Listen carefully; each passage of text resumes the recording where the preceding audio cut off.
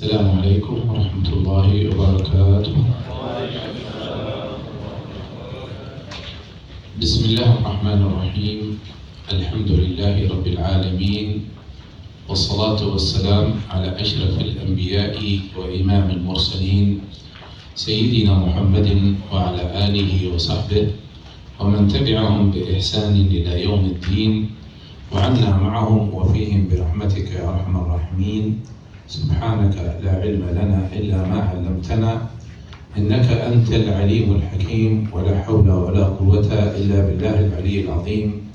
ننوي التعلم والتعليم والتذكر والتذكير والنفع والانتفاع والإفادة والاستفادة والحث على التمسك بكتاب الله وسنة نبيه صلى الله عليه وسلم، والدعاء إلى الهدى والدلالة على الخير ابتغاء مرضات الله وثوابه وقربه سبحانه تبارك وتعالى، وما نواه مشايخنا وما علمه الله عز وجل من صالح النيات. أسأل الله عز وجل أن يجعلنا في العلماء العاملين الفائزين بعلم اليقين وعين اليقين، وأن يلحقنا بأهل حق اليقين في لطف وعافية. اللهم إنا نسألك علما نافعا ورزقا طيبا وعملا متقبلا. نعوذ بك اللهم من علم لا ينفع ومن قلب لا يخشع ومن نفس لا تشبع ومن دعوة لا يستجاب لها. اللهم اغننا بالعلم وزينا بالحلم، أكرمنا بالتقوى وجملنا بالعافية برحمة منك يا أرحم الراحمين. أما بعد، فهذا مجال في فقه الدعوة، هذا مجال في فقه الدعوة نأخذ فيه رؤوس أقلام مستفيدين من كتاب مقاصد حلقات التعليم. Assalamualaikum warahmatullahi wabarakatuh. Setelah beliau mengucapkan Alhamdulillah, melanjutkan dengan sholawat kepada baginda Nabi Muhammad SAW. Tadi beliau mengajak kita untuk sama-sama memasang niat untuk menghadiri majelis taklim yang diajarkan oleh Al-Habib Al-Imam Abdullah bin Alawi bin Muhammad Al-Haddad. Kemudian tadi beliau tutup dengan doa, semoga doa beliau diijabah oleh Allah Subhanahu wa taala. Amin. Lalu beliau menyampaikan bahwasanya perkumpulan kita di pagi hari ini insya Allah akan membahas tentang bagaimana cara memahami medan dakwah, dan kita akan menjadikan kitab Halaqatul Ta'lim sebagai panduan, dan kita akan membahas beberapa poin-poin penting yang ada dalam kitab Halaqatul Ta'lim, Maqasid Halaqatul Ta'lim. أولا، حلقات التعليم هي اللبنة الأولى لنشر إعلاء كلمة الله عز وجل في جميع الحياة. Yang pertama yang perlu untuk kita ketahui bahwasanya halaqat ta'lim itu merupakan labinah, yaitu batu pertama yang diletakkan kalau kita ingin membangun satu rumah. Adalah batu yang pertama, asas yang menjadi tolak batu loncatan kita untuk berdakwah menyebarkan agama Islam. إذ من حلقات التعليم يخرج كل من ينفع في المجتمع، سواء كان عالما بالشريعة، سواء كان عالما بالطب، أو عالما بالهندسة بجميع أنواعها، أو عالما بشؤون التعامل مع الحاسوب وغير ذلك.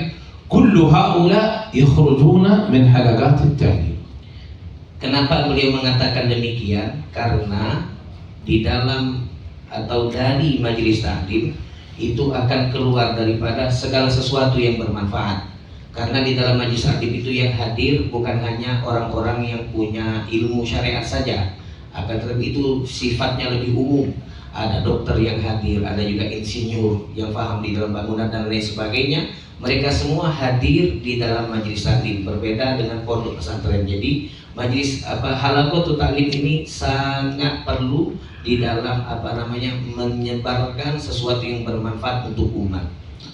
فمن حلقات التعليم ينبثق النور في الأرض كلها، إذن فهي أساس لانتشار دين الله تبارك وتعالى. Lebih dari itu, kata beliau, Halaqatul Ta'lim ini juga menjadi lentera cahaya untuk umat. Maka dari majelis taklim atau halaqatut ta'lim merupakan awal daripada akan timbul kebaikan-kebaikan, hal-hal yang bermanfaat untuk umat dan agama mereka.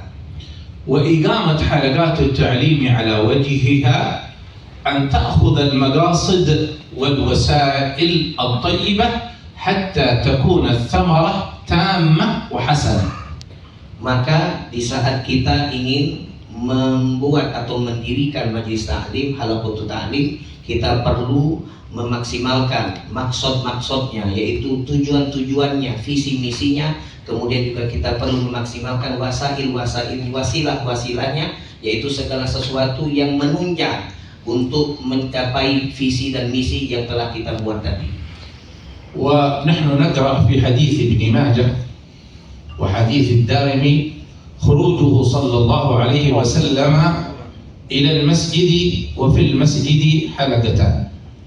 Kita sering mendengar hadis yang diriwayatkan oleh Imam Ibn Majah dan Darimi bahwasanya Rasulullah SAW suatu hari keluar dari rumah beliau masuk ke dalam masjid dan beliau melihat ada dua perkumpulan. حلقة كانت تذكر الله عز وجل وتدعوه والأخرى كانت تتعلم أحكام الحلال والحرام. Satu majelis perkumpulan itu mereka para sahabat berzikir kepada Allah Subhanahu wa taala.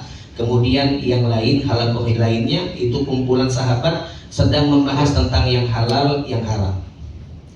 فقال صلى الله عليه وسلم كل هؤلاء إلى خير. Maka Nabi Muhammad di saat melihat dua perkumpulan ini, beliau mengatakan, bersabda, semua majelis seperti ini dua-duanya menuju kepada kebaikan. أما هؤلاء فيذكرون الله ويدعونه إن شاء أعطاهم وإن شاء منعهم. Adapun yang pertama, yang berzikir dan berdoa, kalau Allah Subhanahu wa taala berkehendak, apa yang mereka minta panjatkan kepada Allah, Allah kabulkan. Jikalau Allah berkehendak, apa yang mereka minta panjatkan kepada Allah, tidak Allah kabulkan. وأما هؤلاء فيتعلمون وإنما بعثت معلما. Adapun sahabat-sahabat yang berkumpul untuk belajar, maka kata Nabi Muhammad SAW, innama bu'ithu mu'allima. Saya diutus oleh Allah Subhanahu wa taala, tujuan utamanya hanyalah sebagai mu'allim, yaitu pengajar. ثم جلس إلى الحلقة التي كانت تتعلم. Maka Nabi memilih untuk berkumpul bersama sahabat yang sedang membahas ilmu halal haram. ونحن سنأخذ شيء من الأضواء والأنوار من خلال هذه الرسالة الصغيرة في حجمها العظيمة الكبيرة في معانيها. Maka di kesempatan ini beliau akan membahas beberapa hal, poin-poin penting, beberapa adwa, yaitu penjelasan-penjelasan yang bisa kita ambil dari kitab kecil ini, akan tetapi maknanya sangatlah luas. ولذا كان بعض مشايخنا يقول هذه الرسالة، يقول للفقير هذه الرسالة أنا وأنت أحوج إليها من الطلاب. Maka sebagian guru-guru di sana berkomentar terhadap memberikan komentar terhadap kitab ini. Beliau berkata, mereka berkata kepada Syekh Umar bin Husain Al-Khatib, saya dan Anda, yaitu sama-sama pengajar, itu lebih membutuhkan untuk memahami kitab ini dibandingkan tolabah, yaitu santri-santri yang ada. لأنها حوت المقاصد والوسائل الطيبة حتى تؤدى الحلقات على الوجه الصحيح. Karena di dalam kitab ini membahas tentang tujuan-tujuan dan penunjang-penunjang di dalam majelis taklim, sehingga majelis tersebut akan timbul memberikan manfaat yang terbaik. أصلها كما ذكر شيخنا في المقدمة، شيخنا الحبيب عمر في المقدمة، أصلها عبارة عن وسائل ومقاصد رؤوس أقلام ألقاها شيخنا وطلب من الطلاب أن يواصلوا الكتابة. قال فأحسن الكثير منهم وتنبهوا لملاحظات فجمع الجميع وجعلها تحت هذه الرسالة. cerita bisa timbulnya kitab ini yang sudah dijelaskan tadi di awal, di mukadimah juga ada bahwasanya Al Habib Umar memberikan beberapa poin-poin penting diberikan kepada santri beliau, beberapa santri beliau, kemudian beliau memerintahkan santri-santri tersebut untuk meneruskan di dalam penjelasan yang sedikit itu poin-poinnya disampaikan oleh Habib Umar. Setelah dikembangkan yang diberikan oleh Habib Umar, mereka pun kembali memberikan apa yang mereka tuliskan tadi kepada Sayyidil Habib Umar. وفي هذا تعليم للمعلمين وللمدرسين أنه لا غرابة ولا مشكلة أن يكون طلابهم يعينونهم على كثير من الخير، بل هذا تدريب للطلاب. Dari sini kita bisa ambil pelajaran bahwasanya bukanlah sesuatu yang menganehkan, bukanlah sesuatu yang tidak bagus, justru bagus kata beliau kalau kita sebagai guru meminta bantuan dari murid-murid kita untuk membantu kita di dalam sesuatu yang baik. Itu bisa jadi sebagai tadrib, yaitu latihan untuk mereka bagaimana nantinya mereka ketika menjadi mu'allim. وتعالج مشكلة النفس التي تأتي عند بعض المعلمين وهو أنه لا يريد أن يكون طالبه أفضل منه. Dan ini juga mampu untuk mengobati, menjadi obat penawar bagi penyakit hati yang terkadang ada pada hati guru-guru. Di saat guru ini memiliki target bagaimana jangan sampai anak-anak muridnya lebih hebat daripada dirinya. بل كان مشايخنا يقولون إن الدليل على فحولة المعلم الفقيه أن يكون طلابه أفقه منه. Bahkan masyaikh guru-guru kita di sana mengatakan termasuk tanda kehebatan dan kefaqihan seorang guru adalah di saat dia mampu mencetak dan melahirkan murid-murid yang lebih faqih daripada dia. صدر شيخنا هذه الرسالة بمقدمة. Beliau Al Habib Umar bin Muhammad bin Salim bin Hafid memulai dengan menyampaikan muqaddimah. ذكر فيها أمرين أساسيين. الأمر الأول هو فضل حلقات التعليم ومكانتها في الشريعة المطهرة وثمرتها، والأمر الثاني معالجة الأوهام التي قد تخطر على الإنسان فتمنعه من إقامة الحلقة على وجهها. Di dalam muqaddimah tersebut Sayyidil Habib Umar menyampaikan dua poin penting. Yang pertama masalah maqasid itu didirikannya visi misi fadilah keutamaan daripada halaqatul ta'lim. Kemudian yang kedua Sayyidil Habib Umar di dalam muqaddimah menyampaikan daripada penyakit ataupun penghalang bagi orang yang sebenarnya memiliki ilmu tetapi dia akhirnya tidak mampu atau tidak berani untuk membuka majelis ilmu.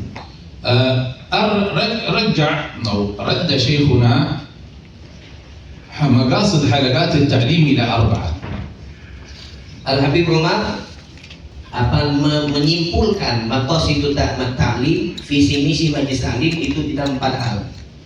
غرس عظمة الدين في قلوب الطلاب. Yang pertama bisa lihat antum di kitab adalah menanamkan keagungan agama di dalam hati sanubari setiap orang yang belajar. إيصال المعلومات إلى أذهانهم وتفقيههم في دين الله.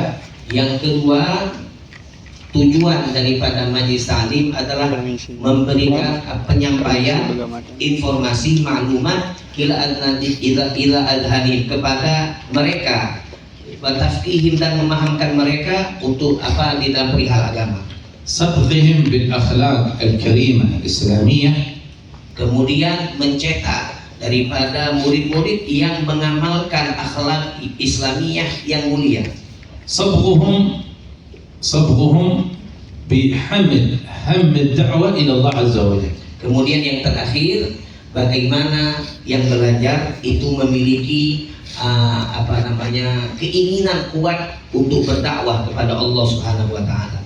ثم جعل لكل مقصد من هذه المقاصد وسائل. Kemudian beliau menyampaikan di dalam kitab ini, setiap tujuan itu ada faktor penunjangnya. من شأن هذه الوسائل إذا أقامها المعلم أو المعلمة أو المدرس أو المدرسة أن تصل إلى تحقيق المقصد. Yang mana dengan faktor-faktor penunjang ini insya Allah kalau betul-betul dimaksimalkan oleh guru, ustadz ataupun ustadzah, maka tujuan yaitu setiap daripada tujuan maqasid ta'lim itu insya Allah akan terwujud. فأول المقاصد هو غرس عظمة الدين في القلوب. Maka tujuan pertama daripada dibentuknya majelis ta'lim adalah bagaimana kita menanamkan keagungan agama di dalam hati-hati orang yang belajar. فإذا وصل إلى قلوب المتعلمين عظمة الدين استفدنا فوائد عظيمة. Jikalau kita mampu menanamkan di hati-hati orang-orang yang belajar dengan kita keagungan agama, maka kita akan mendapatkan faidah yang sangat luar biasa. أولا سيكون عند الطالب يقين في هذا الدين وفي صلاحه للخلق والعباد.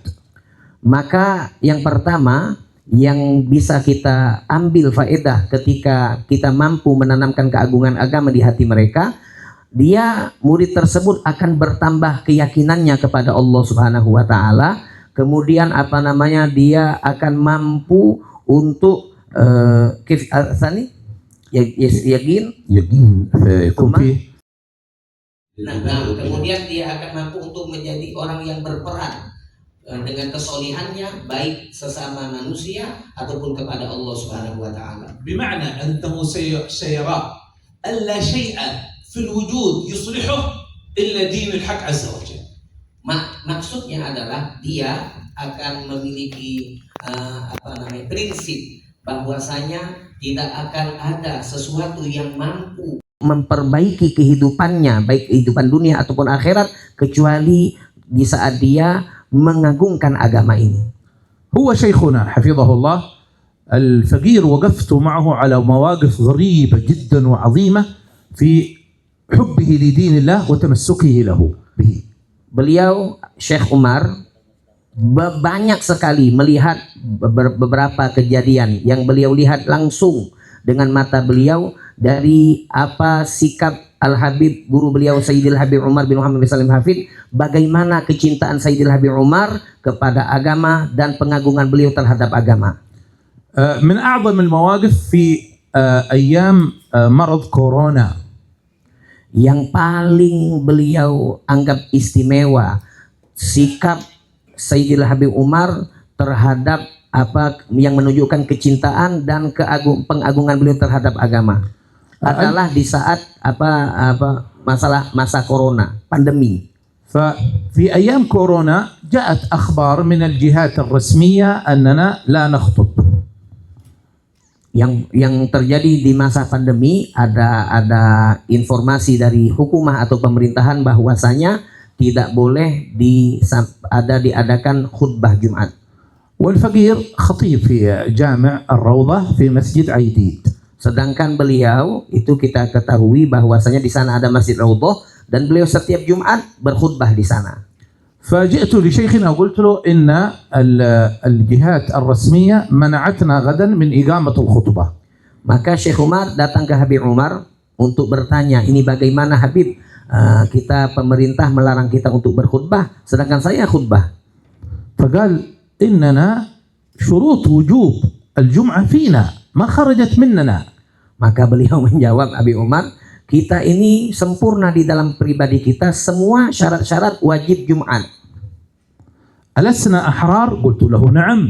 Bukankah kita orang-orang merdeka? Maka beliau menjawab, iya kita merdeka. ألسنا مسلمين؟ قلت له نعم. Bukankah kita muslimin? Ya kita muslimin. قال ألسنا ذكورا؟ قلت نعم. Habib Umar berkata, bukankah kita lelaki? Ya kita laki.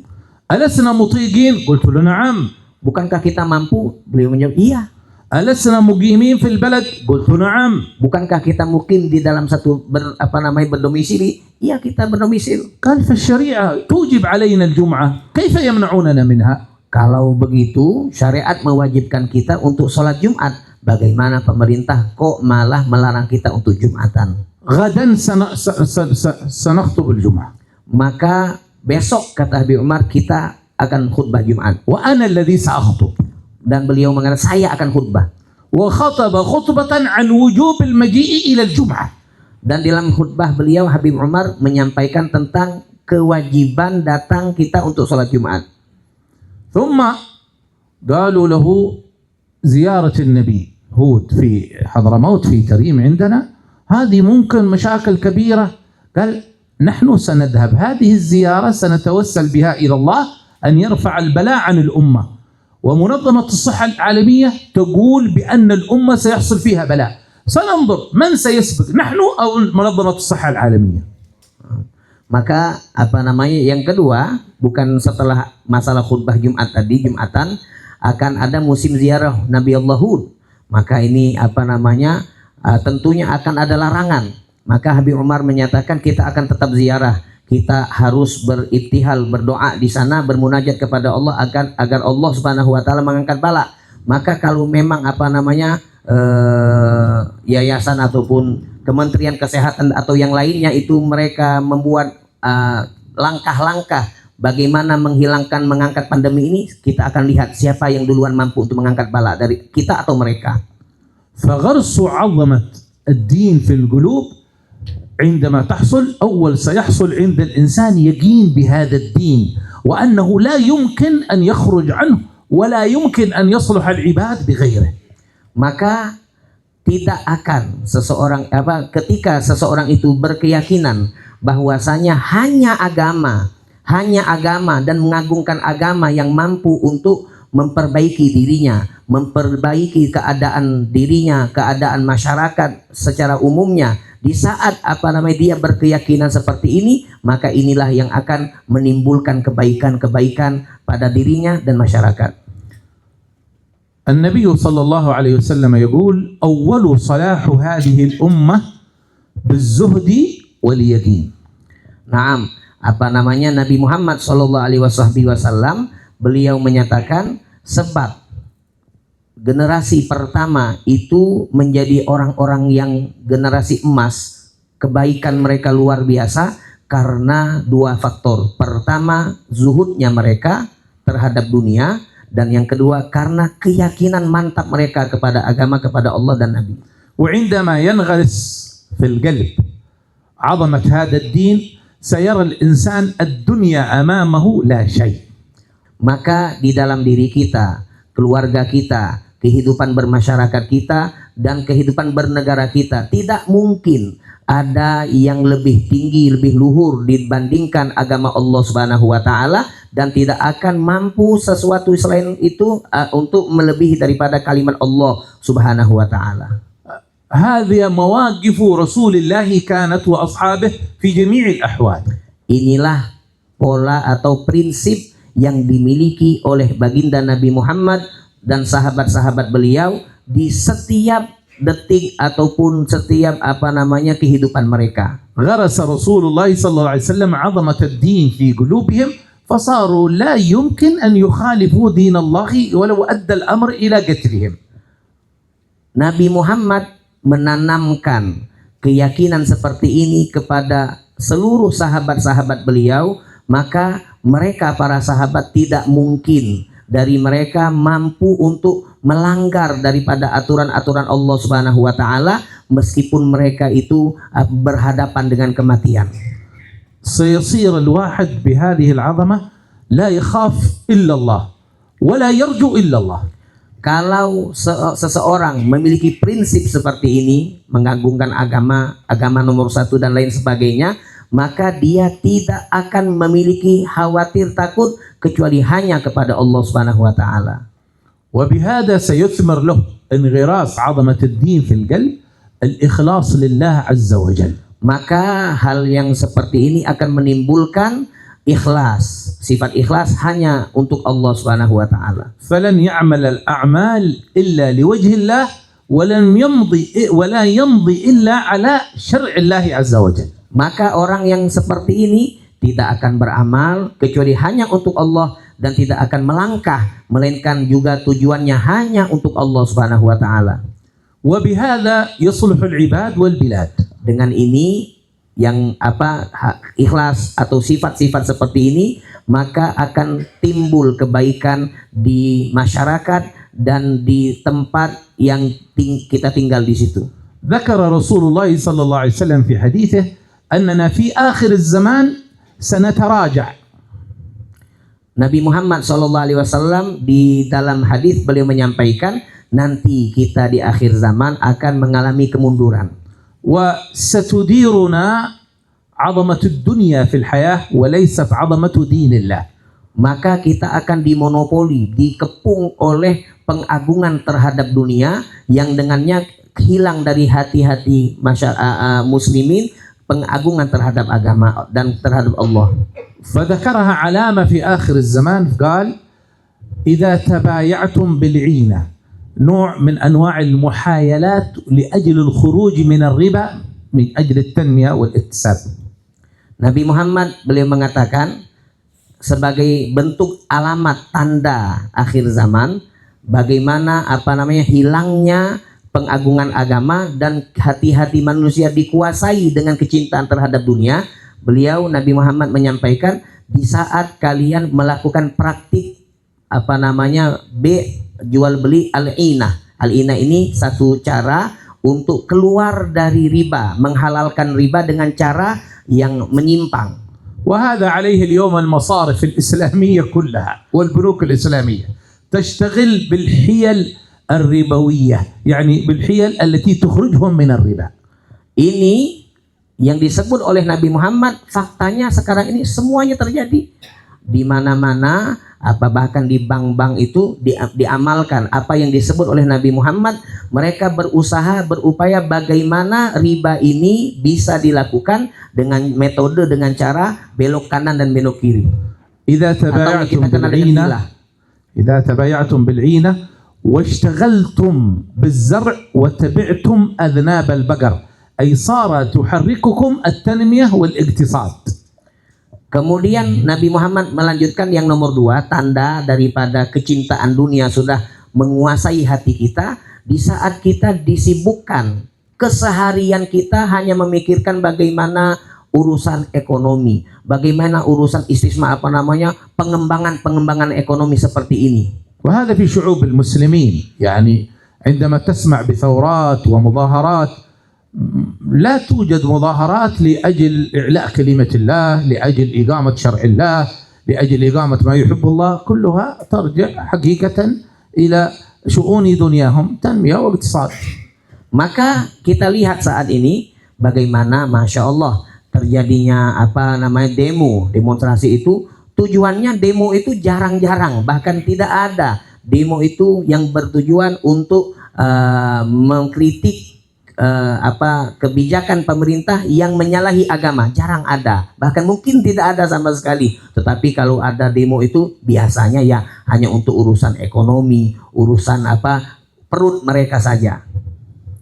وقال صلى الله عليه وسلم وتبعتم أذناب البقر واشتغلتم بالزرع وتركتم جهادكم أي تركتم إعلاء كلمة الله في جميع حياتكم. Kemudian yang ketiga, kata Nabi Muhammad SAW, kalian meninggalkan jihad atau untuk berupaya meninggikan kalimat Allah Subhanahu wa taala. قال سلط الله عليكم ذلا لا ينزعه حتى ترجعوا إلى دينكم.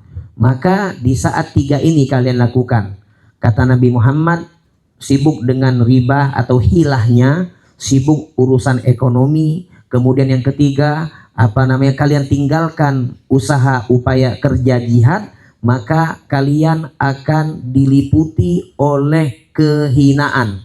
Yang mana kehinaan tersebut tidak akan kalian mampu keluar darinya, melainkan di saat kalian kembali kepada agama Allah Subhanahu wa taala. ولا نجد مزرعة يمكن أن يزرع فيها غرس عظمة الدين إلا الحلقات.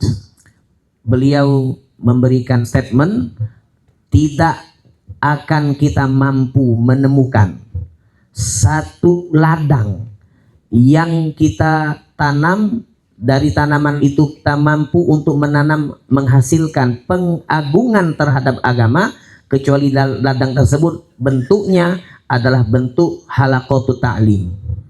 إذن فلا بد من حمل لواء العلم.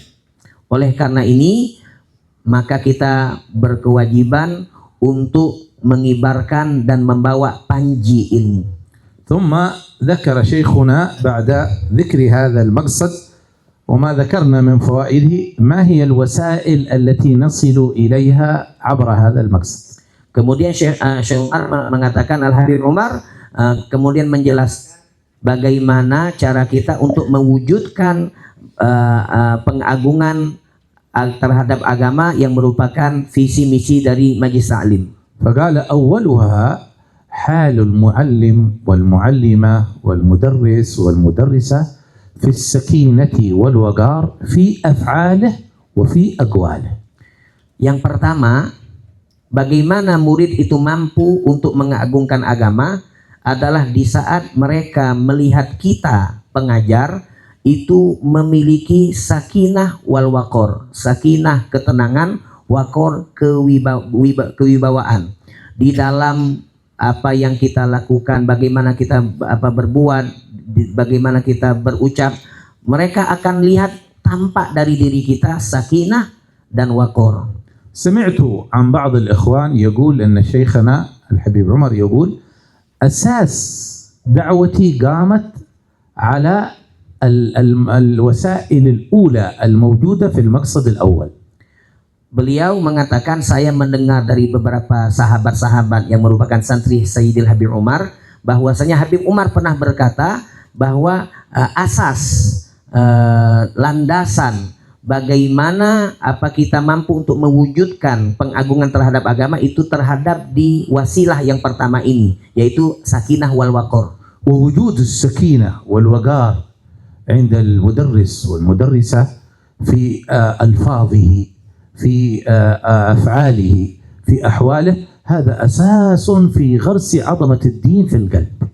Maka sekali lagi beliau menguatkan, di saat muallim berucap, berkata, berbuat, tampak dari ucapan dan perbuatannya sakinah, ketenangan, kemudian waqar, kewibawaan, maka di saat ini tampak, dilihat, dipandang oleh murid-muridnya, akan tertanam secara tidak langsung, secara otomatis akan tertanam di dalam hati-hati mereka pengagungan terhadap agama. وهي الصفة التي كان عليها رسول الله صلى الله عليه وسلم. Ini merupakan sifat yang dimiliki oleh baginda Nabi Muhammad sallallahu alaihi wasallam. فإنهم يجلسون بين يديه من شدة السكينة والوقار كأنما على رؤوسهم الطير كما في حديث أسامة بن شريك.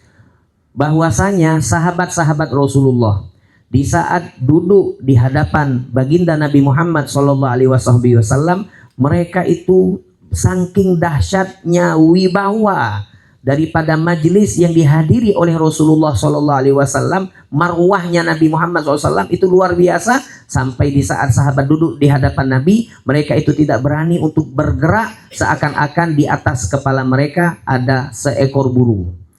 ومثل لذلك شيخنا فقال حال ذلك بأن يكون المدرس ممتلئ القلب بالتعظيم عند ذكر الحق جل في علاه. Kemudian Habib Umar memberikan permisalan bagaimana kita, yaitu muallim atau muallimah, mampu memiliki sifat ini, yaitu bagaimana di saat kita berzikir kepada Allah Subhanahu wa taala, hati kita betul-betul penuh dengan pengagungan terhadap Allah Subhanahu wa taala. وفي معالم من معالم المحبة والولاء عندما يذكر النبي محمد صلى الله عليه وسلم. Kemudian bagaimana hati kita muallim atau muallimah di saat menyebut atau disebutkan sifat ataupun nama baginda Nabi Muhammad SAW, hati ini penuh dengan cinta kepada beliau.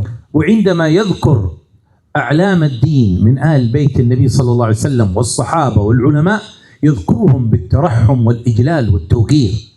Di saat kita menyebut, kita sebagai muallim atau muallimah menyebut nama-nama orang-orang soleh, nama-nama orang-orang hebat daripada mereka sahabat ataupun ahlul bait, maka kita sebut dengan pengagungan, dengan kita menyebut mendoakan mereka, ketika kita menyebut nama-nama mereka tersebut.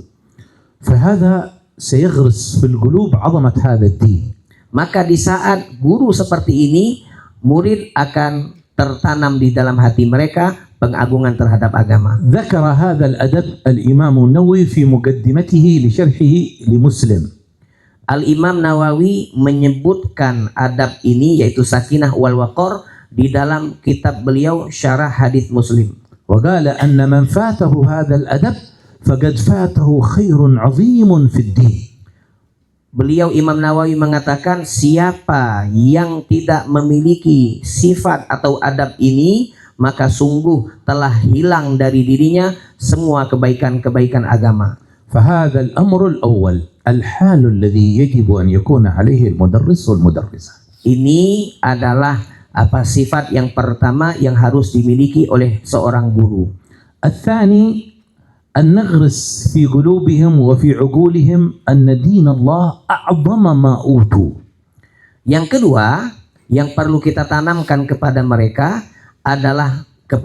yaitu murid, adalah bagaimana di dalam prinsip, di dalam keyakinan mereka, agama merupakan hadiah atau pemberian Allah yang paling besar, yang paling agung. وهذا تجدونه عندكم في الوسيلة الثانية والثالثة. Ini kita dapati والرابعة كذلك. Ini kita dapati di dalam kitab, di poin 2, 3 dan 4. أنتم ترون في الواقع اليوم كيف اكتسح الإعلام عقول الناس صغارا وكبارا عامة وحتى بعض المتدينين اكتسح الإعلام عقلياتهم. Kita lihat sekarang ini luar biasa, sosmed ya, sosial media atau media sosial itu mampu untuk menguasai hati-hati dan pikiran-pikiran orang-orang saat ini di dalam pengagungan terhadap dunia. حتى صار كثير من الأخيار يتابع شؤون الإعلام عبر الجوال. Sampai hebatnya bahkan orang-orang besar saja itu mengikuti daripada berita-berita yang ditebar oleh media. ما الذي امتلكه هذا الإعلام حتى يقنع الطيب والفاضل والعالم أن ينظر في جواله إلى أخباره؟ ما الذي يملكه هذا الإعلام؟ Bagaimana mereka bisa melakukan demikian? Orang baik, orang yang tidak baik, semuanya itu akhirnya terpaku ya dengan berita-berita yang diinformasikan oleh media. Apa yang mereka lakukan? يمتلك أخبار سياسة، يمتلك فن، يمتلك رياضة، يمتلك أفلام. هذا الذي يمتلكه الإعلام. Yang dimiliki oleh media itu ya berita-berita yang di luar agama, masalah olahraga, masalah ekonomi, masalah yang dunia sosial dan yang lainnya. فقط هو عرف كيف يعرضه على الآخرين. Mereka sebenarnya tidak memiliki apa-apa, tapi mereka mampu membuat atau membungkus sesuatu yang sebenarnya tidak ada nilainya, tetapi caranya itu yang luar biasa. نحن نمتلك في الدين أعظم مقومات التأثير على الآخرين.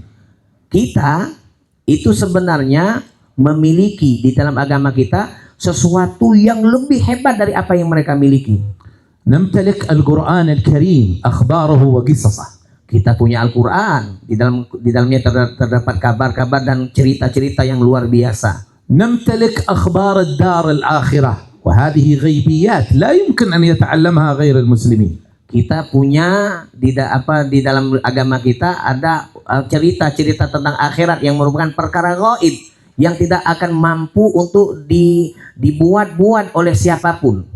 نمتلك أخبار النبوات ومن أخصهم سيدنا محمد صلى الله عليه وسلم. Kita punya cerita-cerita para nabi dan khususnya Nabi Muhammad SAW. نمتلك أخبار الأخيار من آل البيت الطاهر ومن الصحابة. Kita punya cerita orang-orang baik daripada sahabat dan ahlul bait. نمتلك أخبار العلماء والصلحاء. Kita punya cerita ulama dan orang-orang soleh. نمتلك أخبار الجزاء والثمار للأعمال في الدار الآخرة. Kita memiliki cerita tentang imbalan-imbalan yang dijanjikan, yang disiapkan Allah bagi orang-orang baik kelak di akhirat. فقط نحن ما عرفنا كيف نعرضها للآخرين. Cuma masalahnya kita tidak memiliki cara pemaparannya yang baik. Rasulullah kana yuhsinul 'arda. Nabi Muhammad luar biasa, beliau mampu memaparkan dengan baik dan istimewa. ولذلك كان المستمعون له والمتعلمون منه يتأثرون من كلمة واحدة منه يبقى معهم طول العمر من قوة التأثير. Oleh karena inilah di saat keluar satu kalimat dari Nabi Muhammad SAW, karena cara beliau luar biasa, maka di saat sahabat mendengar, walaupun cuma satu kalimat, ini akan membekas di dalam, melekat di hati mereka setulah hayatihim, sepanjang hidupnya. ابن عمر حضر مشهد مع النبي صلى الله عليه وسلم فأثر فيه تأثيرا طول العمر. Sahabat Abdullah bin Umar pernah melihat satu momen bersama Nabi yang selalu beliau kenang. قال وقف رسول الله يصلي فقال رجل في أثناء الصفوف الله أكبر كبيرا والحمد لله كثيرا وسبحان الله بكرة وأصيلا. Beliau menceritakan suatu hari Nabi sholat berjamaah, lalu ada seorang sahabat di belakang Nabi yang menjadi makmum membaca doa Allah Akbar kabira walhamdulillahi katsira wa subhanallahi bukratan wa asila. قال فلما انصرف النبي من الصلاة قال من القائل هذه الكلمات؟ Maka selesai sholat Nabi Muhammad bertanya, siapa yang tadi mengatakan kalimat tersebut? قال فطأطأ رأسه في الصف وقال أنا يا رسول الله ما أردت بهن إلا الخير. Maka sahabat yang mengucapkan tadi langsung menundukkan kepalanya, takut dimarahi oleh Nabi Muhammad. Wahai Rasulullah, saya yang mengucapkan kalimat tersebut, sungguh tidak saya ucapkan kalimat itu melainkan hanya mengharapkan kebaikan. قال له النبي عجبت لها ابتدرها 13 ملك كلهم يريد أن يتشرف بكتابتها. Maka Nabi Muhammad menjawab, tidak, saya takjub dengan kalimat yang engkau ucapkan tadi, karena saya lihat ketika engkau mengucapkan berebut 13 malaikat untuk siapa duluan yang mencatat pahala dari apa yang engkau ucapkan tadi. قال ابن عمر فما تركتها طيلة عمري. Maka katanya sahabat Abdullah bin Umar, dari semenjak itu aku tidak pernah meninggalkan doa iftitah yang dibaca oleh sahabat tersebut tilata umri, sepanjang umur usiaku. في الحديث الآخر الرجل قال يا رسول الله هذا في الأول. لذلك قال سيدي الوسائل الأولى هي التي قامت عليها دعوتي. Ini tinggal 15 menit lagi. Tapi beliau masih di poin pertama.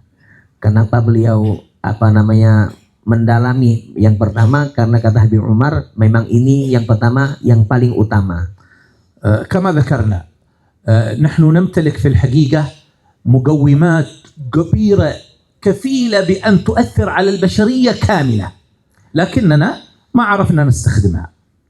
Kata beliau, sebagaimana yang tadi disampaikan, sebenarnya kita punya semuanya. Kita punya yang lebih baik daripada mereka, cuma satu permasalahannya, kita tidak mampu atau belum mampu untuk mencari cara yang terbaik di dalam penyampaian apa yang kita miliki. ولذلك سيخاطب كثير من المسلمين المتقنين من الشباب خاصة المتقنين لإبراز هذه الإعلاميات الدينية وإنهم أهملوا وذهبوا إلى أمور أخرى.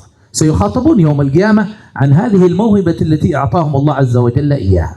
Maka orang-orang yang sebenarnya memiliki kemampuan untuk memaparkan, menjelaskan dengan cara metode yang terbaik, ketika dia tidak melakukan ini akan lalu mereka sibukkan diri mereka di dalam hal-hal yang lain. Hal ini akan mereka pertanggungjawabkan di hadapan Allah Subhanahu wa taala kelak di akhirat. هذه مقومات الغرس والتأثير عندنا.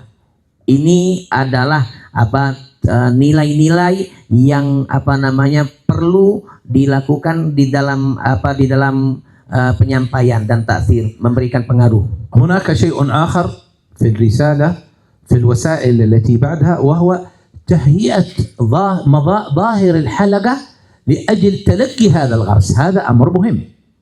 Kemudian disebutkan di sini juga bagaimana kita mampu untuk menyiapkan halakoh itu dengan baik, sehingga halakoh ini sudah siap untuk menjadi ladang kita menanam kebaikan, pengagungan agama di hati murid.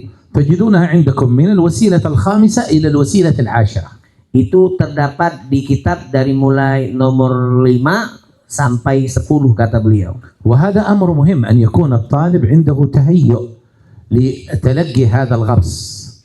Ini penting sekali kata beliau, bagaimana seorang murid memiliki persiapan dan kesiapan untuk menerima daripada apa yang akan ditanam di dalam hati mereka. من الوسيلة 11 إلى الوسيلة 16 هذه لأجل ربط العلم بالعمل. Kemudian dari mulai poin nomor 11 sampai selesai itu bagaimana mengaitkan, menyambungkan, menyelaraskan antara ilmu dengan amal. عند الكثير منكم مجالس. Kita banyak sekali memiliki majelis. فاحفظ 3 أشياء في هذه 3 أصول في هذه المجالس. Maka jaga 3 poin di dalam majelis-majelis kalian. على قدر إحسانك للأسلوب والاستيعاب للآخرين سيكون عندك عدد أكبر. Ketika engkau mampu memaksimalkannya, maka kalian akan mampu untuk menarik orang banyak. ليس المقصود عندنا العدد الأكبر، لكن المقصود مننا النفع أكثر. Kita bukan menjadi tujuan banyak orang yang hadir, banyaknya yang hadir, bukan tujuan, tetapi yang kita inginkan dari banyak yang hadir supaya manfaatnya lebih luas dan lebih besar. سيكون المستفيدون منك عدد أكبر عندما تتعدد وسائلك.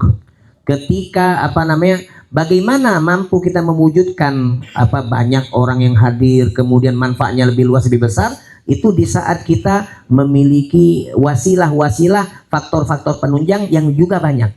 أنت تقدر على خطبة الجمعة، تقدر أن تقيم مجالس، تقدر أن تتكلم في التلفاز، تقدر أن تخطب، تقدر أن تفتي. كلما اتسعت مواهبك كلما اتسع جمهورك. Naam, kata beliau, bagaimana engkau kembangkan diri kalian. Kembangkan diri kalian, kalian mampu untuk berkhutbah, kalian mampu untuk mengisi majelis, kalian mampu untuk mengisi acara di televisi, kalian mampu untuk menjadi seorang mufti, dan kalian mampu untuk mengisi dimanapun kesempatan dan apapun acaranya. Di saat kalian memiliki kemampuan yang banyak, maka semakin banyak juga manfaat yang akan kalian berikan. وعلى قدر علمك ومعرفتك سيثبت الحاضرون عندك. Kemudian yang kedua, kata beliau, semakin kuat keilmuan yang kalian miliki, maka semakin mantap orang-orang yang duduk di hadapan kalian. وإذا قل العلم ستجد أنك عندك في أول السنة مستمعين ومستفيدين، في آخر السنة نصفهم غير موجودين، جاء بدلهم آخرون. معناه أنك أنت لا تقدر بعلمك أن تغذي ما يريدونه. Ketika keilmuan yang kita miliki itu tidak kuat, tidak melekat, tidak maksimal, maka kalian akan dapati di majelis awalnya pembukaan iftitah luar biasa, meledak, tapi lama-lama pelan-pelan separuh hilang di akhir tahun. Diganti dengan yang lain. Kenapa? Karena kita kurang ilmunya. Jadi orang bisa menilai kita, ini guru biasa, enggak enak. Ini kurangnya di kita, bukan di mereka. لا بد أن تغذيهم، لأن الذي يأتون إليك إذا لم تغذي الأسئلة والإشكالات والمعلومات التي يطلبونها سيذهبون للتغذية من موقع آخر. Maka wajib kita di saat mengisi, bagaimana membuka majelis, bagaimana kita mampu untuk memuaskan mereka, kita mampu untuk memberikan jawaban-jawaban dari muskilah, masalah-masalah kehidupan mereka. Kalau kita tidak mampu untuk memberikan hal tersebut, maka tentunya mereka akan lari untuk belajar dari yang lainnya. وعلى قدر امتلائك أنت بدين الله وتعظيمك لرجالك وسلاسل إسنادك إلى الله عز وجل وإلى النبي محمد صلى الله عليه وسلم، على قدر تعظيمك أنت ستؤثر فيهم. Yang ketiga, kata beliau, di hati kita semakin kuat hubungan kita, pengagungan kita kepada Allah, kecintaan kita kepada baginda Nabi Muhammad, kemudian keterikatan hati kita dengan guru-guru sanad kita, maka semakin kuat manfaat dan orang-orang yang akan duduk bersama kita. فإنك إن لم تكن أنت متأثر بما تأخذه كيف ستؤثر به؟ Karena فاقد شيء لا يعطيه. Karena di saat engkau tidak mampu mempengaruhi diri engkau sendiri dengan apa yang engkau dapatkan dari guru-guru kalian, bagaimana engkau mampu untuk mempengaruhi murid kita? Kata-kata beliau, pepatah Arab mengatakan orang yang tidak punya tidak akan mampu untuk memberi. Kalau kita tidak memiliki tidak mempengaruhi diri kita sendiri dari apa yang kita dapatkan, bagaimana kita mampu mempengaruhi orang? Ini nuktoh yang sangat penting. الكثير من المعلمين أو المعلمات يشتكي أن الذي عندي ما تأثروا كثير، يعني ما أحسنوا ما مضوا. هذا يدل على أنه هو غير متأثر.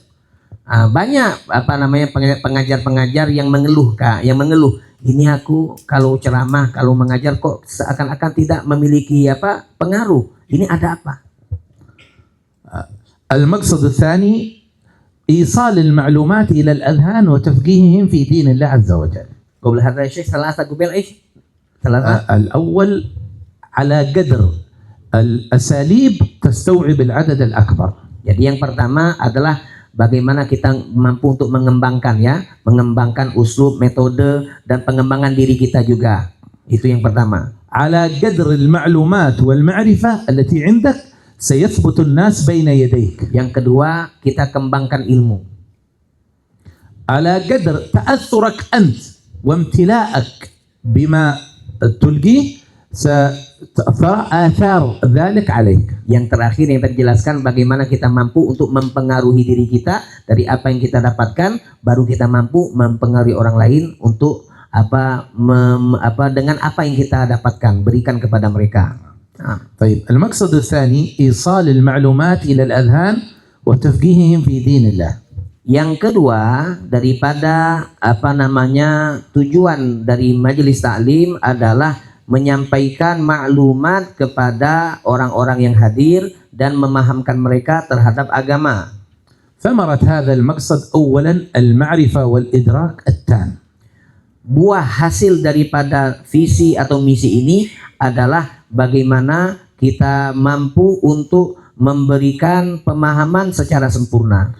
فإنه إذا كانت المعلومات ناقصة كان الأثر ناقص. Karena kalau maklumat yang kita sampaikan tidak sempurna, maka hasilnya pun, pemahamannya pun juga tidak sempurna. وهذا ما نراه اليوم عند الذين يشتغلون في هذه الوسائل السوشيال ميديا. تراه لا يعني يعطي رأيه أو يفتي أو يبين مسألة ناقصة ليست تامة. Dan inilah yang tampak kita lihat di media-media sosial. Ada orang yang ketika di media sosial itu ngomong, tapi maklumat yang disampaikannya kurang, tidak sempurna, sehingga yang difahami di saat orang nonton itu ya juga tidak sempurna. أذكر الأحباب يعني الدفعة الأولى في دار المصطفى ذهبوا إلى الحج عبر الباصات. كنت معهم أنت يا سيد حسن؟ ذهبوا إلى الحج عبر الباصات، كان في باصات 3 في دار المصطفى ذهبوا إلى الحج فيها. Beliau ingat mengenang ada waktu dahulu di generasi pertama, yaitu generasi Habib Hasan, Duf'atul Ula, ketika mereka ingin melaksanakan ibadah haji dari Tarim ke Saudi Arabia, ke Makkah, itu naik bis. ثم راحوا إلى المدينة يزورون الحبيب صلى الله عليه وسلم. Pertama yang dituju sebelum ke Makkah ke kota Madinah untuk berziarah ke Nabi Muhammad. ثم التقوا بسيدي الحبيب زين بن صميت أطال الله عمره في عافية. Akhirnya Duf'atul Ula diizinkan berkesempatan untuk duduk berjumpa dengan Habib Zain bin Ibrahim bin Sumait. وهذا رجل فقيه وعالم وولي. Habib Zain kita ketahui seorang yang sangat faqih, seorang yang sangat alim dan sangat dengan yang soleh. فقال لهم كم شروط دم التمتع وكم شروط دم القران. Maka Habib Zain bertanya kepada Duf'atul Ula, ini emang repot urusan ini ya, saya aja kalau tanya nggak hafal ya. Berapa syarat dam tamattu? Kan di haji kan ada tamattu. Berapa syarat dam tamattu? Syarat dam kiron. فأحدهم أتى بشرط، واحد جاب شرطين، واحد جاب شرط، 3. Akhirnya ada 3 orang yang menjawab, yang ada yang jawab 1, ada yang jawab 2, ada yang jawab 3. Ini disempurnakan. Jadi semua syarat dijawab membutuhkan 3 orang. يعني اكتملت المسألة من 3 بلدان. Artinya kalau 3 orang maksudnya beliau, artinya apa, syarat dam itu, dam tamatu atau dam kiron itu disempurnakan dari 3 daerah. 3 daerah. معنى ذلك أني إذا أريد العلم فلا بد أن أذهب إلى صولو وإلى جاكرتا وإلى فليمبان. هذا صعب. كيف هذا؟ أريد المسألة من واحد وليس أذهب إلى 3 بلدان حتى يعطيني مسألة. هذا يعني مسائل ناقصة. لابد أن يكون طالب العلم عنده معرفة للمسألة مكتملة. Jadi seperti itu kata beliau. Jadi kalau ada yang bertanya tentang dam tamatu atau dam kiron, maka dia perlu untuk pergi ke 3 tempat, 3 kota. Karena yang mengetahuinya tidak ada yang sempurna. Nah itu kurang kata beliau. Bagaimana kita mampu untuk memaksimalkan sempurna kita punya pengetahuan sehingga kita mampu menjawab juga dengan sempurna. الثاني من فوائد التفقيه في دين الله هو أن نأمن الفهم الخاطئ. إذا أنت تلقي المسائل بأسلوب صحيح تفقه الطلاب تأمن أن الطالب يفهم فهم غلط. Yang kedua yang beliau sampaikan tadi, ketika kita mampu untuk memberikan penyampaian yang baik sehingga kita memasukkan pemahaman kepada mereka dengan pemahaman yang benar, dari situ kita bisa mengetahui adakah dari murid-murid kita yang memahaminya dengan pemahaman yang meleset.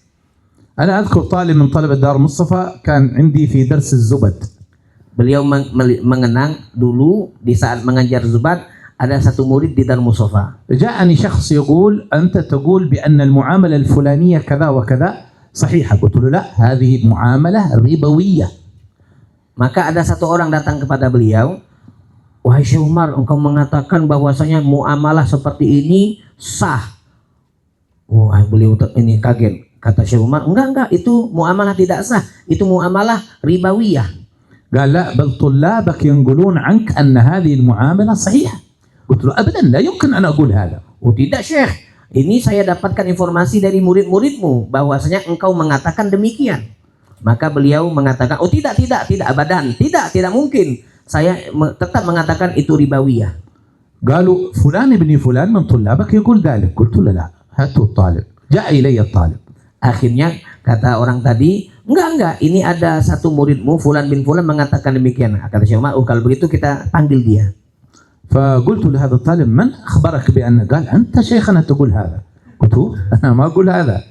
Akhirnya Syekh Umar bertanya, inti tahu dari mana bahwa saya bahwa ini hukumnya sah?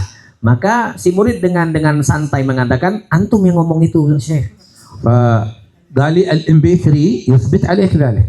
Oh, akhirnya dia ngomong, si murid tadi merekam daras dengan MP3, ada dalil saya, MP3 ada. قلت له اسمعني إياه. Ya, ini kan kayak sidang kan.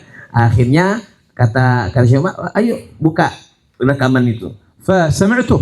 قلت له يا أخي اتق الله أنا أقول لك ربا حرام كيف تنقل عني أنا هذا شوف هذا في الMP3 عندك. Akhirnya Syekh Umar mengatakan, ini ente lihat dengar sendiri, itu saya yang katakan riba. Bagaimana engkau mengatakan kepada yang lain, aku mengatakan itu tidak riba. فلما سمعها مرة أخرى قال عفوا شيخ maaf. Ya, maka setelah didengar sekali lagi, salah, maaf Syekh, maaf. فمهم جدا أن المتعلم عندما تفقهه بهذه الوسائل أن يفقه المسألة بتمامها. Maka penting sekali murid-murid yang belajar dengan kita, kalau kita praktekkan faktor-faktor penunjang ini yang ada di kitab ini, untuk mereka itu memahami sebuah masalah dengan sempurna. وإلا سيقلب الطلاب لك الأحكام. Kalau tidak, maka yang akan terjadi hukum-hukum itu akan dibuat bolak-balik oleh mereka. ما أدري انتشر عني في الفيسبوك هذه الأيام القول بجواز تهنئة النصارى بعيد الميلاد. نعم anak يعني أو انتشر عن واحد من إندونيسيا. anak نعم قال قلت له أنا بقول هذا الكلام لكن ما أدري جابوا لي واحد في إندونيسيا مترجم قال حضرت عن فلان وقال أنا ما أقوله. Nah, jadi ada tersebar kabar kata beliau, ada salah satu murid yang mengatakan bahwasanya Syekh Umar menghalalkan atau membolehkan ucapan selamat Natal. فقلت لهم أبدا، أنا دائما أحكي الخلاف وأقول الفقهاء يقولون بتحريم ذلك. ما جبت هذا ترجم أنه حضر عندي وقال قلت كذا وكذا، وأنه إذا كان لأجل التعايش ولأجل جبر الخواطر ما في مشكلة. أبدا أنا ما أقول هذا الكلام. Akhirnya وهذا مشهور عني باللغة الملايوية في الفيسبوك عندكم. asal mau Indonesia. أيوة من إندونيسيا. Oh. Jadi apa namanya beliau mengatakan tersebar bahwasanya murid tadi mengatakan saya hadir majelis Syekh Umar, kemudian Syekh Umar menjelaskan bahwasanya selamat Natal itu kalau apa namanya diniatkan untuk apa namanya ta'ayush, apa namanya kerukunan, ya, kerukunan toleransi, ya, kerukunan toleransi. Kemudian apa kalau cuma sekedar itu ya nggak masalah. Padahal kata beliau, enggak, abadan. Saya selalu menyebutkan pendapat-pendapat ulama dan mayoritas ulama mengatakan itu haram. فإذا ما اهتممت بهذه الوسائل ربما يأخذ الطالب عنك عكس ما تقول. Maka jikalau atau di saat kita tidak menganggap penting poin ini, yang akan dihasilkan adalah murid-murid kita akan membawa ilmu yang meleset terbalik dari apa yang kita katakan. ومن أعظم الفوائد لهذا المقصد الثاني هو أن تأمن سقوط الراية على يد طالب من طلبتك.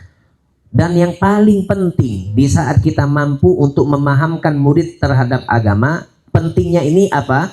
Yaitu kita akan mampu untuk menjaga agar panji agama tidak jatuh di tangan dia. فإن طالب العلم يحمل راية النبي صلى الله عليه وسلم وإنما بعثت معلما. Setiap penuntut ilmu hakikatnya dia membawa panjinya Nabi Muhammad sallallahu alaihi wasallam, inama bu'ithu mu'allima. فيكون يحمل راية تخاف أن تسقط تلك الراية لضعف المعلومات عنده. Maka di saat murid kita ini lemah di dalam pemahamannya, lemah di dalam keilmuannya, kita khawatir nanti kalau dia ke depan di masyarakat mengajar dan lain sebagainya, maka panji agama akan jatuh di tangan dia. تحصل حوارات سواء كان عبر الوسائل اللطيفة أو عبر التلفاز، حوارات أحيانا يكون المنتسب للدين أو لأهل السنة والجماعة أو لأهل المسالك المحمودة ضعيف في معلوماته والآخر قوي في معلوماته، فتجد ذاك يلعب به لعب الكرة. Kita lihat kadang ada debat-debat, diskusi ilmiah di media sosial yang dia muntasib bernisbat kepada ahlu sunnah wal jamaah, berdebat dengan selain ahlu sunnah wal jamaah. Ya sayangnya yang bernisbat dengan ahlu sunnah wal jamaah dia lemah di dalam pengetahuannya, akhirnya dia cuma berani untuk berdebat. Dia dianggap oleh orang tersebut seperti pemain bola, ya, laibal kurah. Dia ibarat bola yang dimainkan oleh seorang yang bermain bola. Jadi karena lemahnya pengetahuan. أذكر موقفين في هذا الجانب. أتوا مرة بواحد شكله من حيث اللباس شكل مكان من الأماكن المشهورة بالدين ولكنه ضعيف في العلم، وأتوا بامرأة تتناقش معه حول قضية تغطية الرأس. Ada kejadian beliau ceritakan, ada seseorang yang penampilannya seakan orang alim dari daerah tertentu, membawa satu perempuan yang tidak berjilbab berhiwar atau berdiskusi, berdebat tentang masalah kewajiban menutup aurat. هذا لضعفه في دين الله لعبت به هذه المرأة كلعب الكرة. Karena lemah pengetahuannya, orang ini akhirnya Masya Allah, perempuan itu malah mengalahkannya di dalam diskusi tersebut. حتى أن كل صاحب ضحالة ما عنده شيء في دين الله ولا ثبات لما يرى هذا الحوار في التلفاز يرى أن المرأة يمكنها كشف رأسها وهذا أمر حرية راجع إليها. Akhirnya ketika orang menonton acara ini tersebut, akhirnya mereka mampu untuk menyimpulkan bahwasanya ternyata tidak wajib untuk menutup aurat. مقابل هذا حوار آخر جرى بين امرأة متحجبة وما بين ملحد ألماني. Kemudian ada kebalikannya, ada perempuan yang rapi pakaiannya, Masya Allah, berjilbab sempurna, ini berdiskusi berdebat dengan seorang ateis dari daerah Jerman.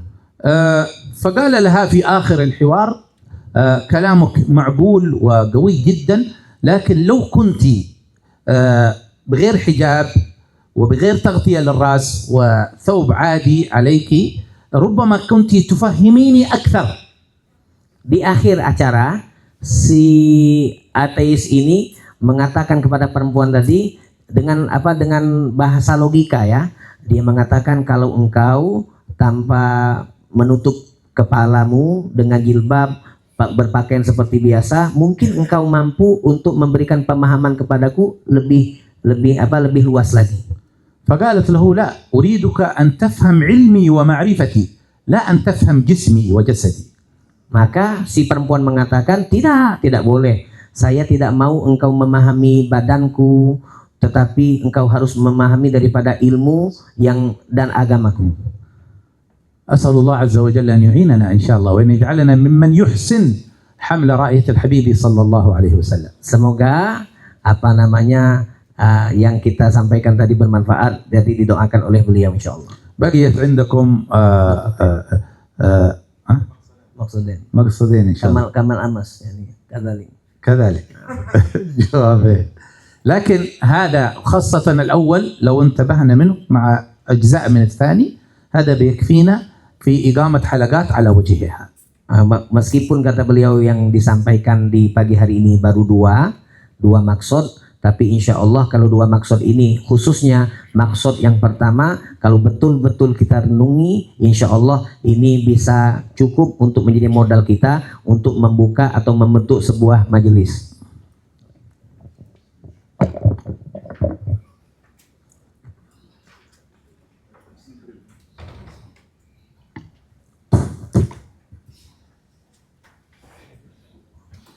طيب نشكر فضيلة الشيخ عمر بن حسين والمترجم، يعني اسمعنا وانصتنا واستفدنا شرح فضيلتكم المبارك، فربنا ينفع ما استمعنا منه، ونشكر المترجم على حسن ترجمته وتفهيمه. Kita dapat simpulkan dalam beberapa poin utama bahwa ada 4 tujuan dari diadakannya sebuah majelis ilmu dari kitab yang kita kaji pada pagi hari ini. Yang pertama, dan ini tadi yang paling panjang dipaparkan, dielaborasi oleh beliau, yaitu bagaimana menanamkan keagungan agama di hati para pelajar.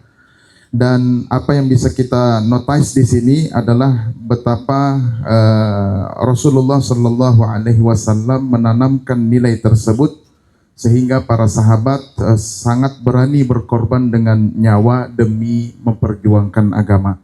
Dan ini juga dari apa yang tadi beliau sampaikan, Sayyiduna Imam Al-Habib Umar bin Muhammad bin Salim bin Hafidh, seperti cerita beliau menunjukkan bahwa guru kita Al-Habib Umar juga telah mempraktekkan apa yang sudah diwariskan dari Rasulullah berkaitan dengan tujuan pertama tadi. Bahkan kata beliau juga tadi, nilai ini dari tujuan yang pertama ini akan menghasilkan sikap ikhlas untuk dapat dipublikasikan kemudian kepada masyarakat sebagai seorang da'i.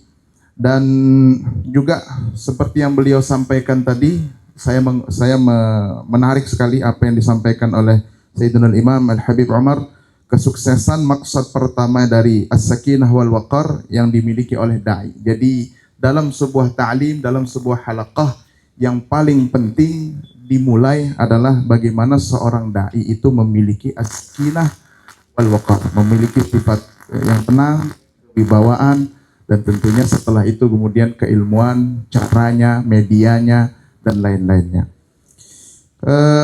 Juga apa tadi yang disampaikan oleh beliau, orang lain itu pintar untuk mempublikasikan, sedangkan mereka tidak memiliki apa-apa terkait agama. Sedangkan kita secara umum itu memiliki agama tetapi tidak baik. Sedangkan kita atau para dai itu pada umumnya memiliki agama tetapi medianya yang kurang, caranya kurang, sehingga seharusnya kita mengikuti Rasulullah Sallallahu Alaihi Wasallam di mana beliau dari segi keagamaan jelas kokohnya, dan yang kedua bagaimana beliau juga mampu untuk memediakan apa yang bersumber dari diri beliau sehingga hasilnya terlihat. Para sahabat apabila mendengar satu kata Nabi yang singkat atau dua kata Nabi yang singkat itu bisa dihafalkan dan dijaga seumur hidup. Ini bukti betapa Rasulullah telah mencontohkan kita bahwa kita sebagai para da'i, pengampu majelis-majelis ilmu harus memiliki as-sakinah wal waqar. Kemudian yang kedua, maksud kedua adalah saja tadi yang disampaikan oleh beliau. Jadi yang kedua ini merupakan isalul ma'lumah ila adhanihim wa tafqihihim fid din. Bagaimana tujuan halaqatul ilmi itu adalah menyampaikan informasi keilmuan kepada pemahaman, kepada pikiran para pelajar, yang mana tujuannya, buahnya adalah bagaimana bisa memberikan pemahaman yang baik. Karena kalau tidak baik cara menyampaikannya maka ini rentan. Bahkan kita harus punya motivasi untuk murid itu memahami dengan baik sebuah masalah, agar selanjutnya yang tersampaikan adalah pemahaman yang baik dan benar. Nah, barangkali ini yang bisa saya notice dari pemaparan guru kita, Syekh Umar bin Husain Al-Khatib, fajazahullahu ahsanal jaza, wa al-mutarjim Al-Habib Ali Al-Karrar Al-Haddad. Dan selanjutnya sekarang jam 10:49, na'khudur rahah di muddat 15 daqaiq wa narja. Kita istirahat dulu 15 menit. Setelah itu kita akan lanjutkan dengan naftah majal al-su'al di al-musyarikin. Jadi kita masuk kembali, kita berkumpul kembali sekitar jam 10:55. Ada waktu 15 menit untuk kita dapat